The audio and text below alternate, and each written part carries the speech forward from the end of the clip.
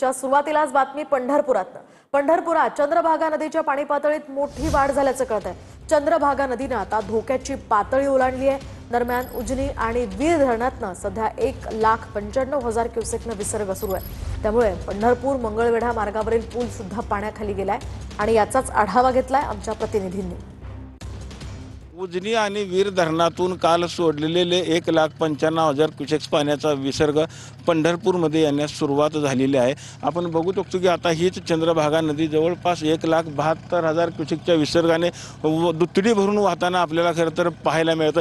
हीच चंद्रभागा नदी कायम संत गतीने वाहणारी म्हणून ह्या चंद्रभागा नदी ओळख आहे। मात्र आज जर आपण बघितलं तर ह्या चंद्रभागा नदीने रौद्र रूप धारण केलेलं देखील आपल्याला पाहायला मिळतं। आपण खरं तर TV 9च्या प्रेक्षकांकरता खास आपण नदीच्या पात्रामधून खरं तर ह्या नदीचं जे रौद्र रूप आहे हा दाखवण्याचा प्रयत्न करत आहोत। आपण आता बघू शकतो की चंद्रभागेच्या मंदिरासह इतर छोटे मोठे जे मंदिर आहेत ते देखील आता पाण्याखाली गेलेले आपल्याला पाहायला मिळतं। त्याचबरोबर चंद्रभागेच्या पात्रामध्ये येणारे जे 11 घाट आहेत त्या 11 घाटांवरती खरं तर आता पूर्णपणे पाणी आलेलं देखील आपल्याला पाहायला मिळत आहे। आपत्ती व्यवस्थापन कक्षाने देखील चोख अशी व्यवस्था इथं केलेली आपल्याला पाहायला मिळत आहे।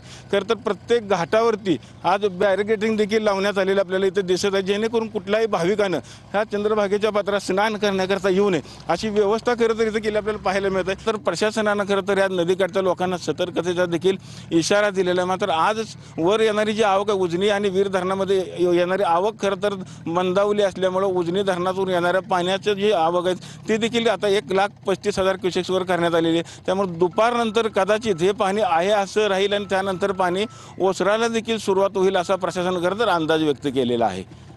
चंद्रभागेच्या पात्रातून कॅमेरामन विनोद मी रवी लवेकर, TV 9 मराठी।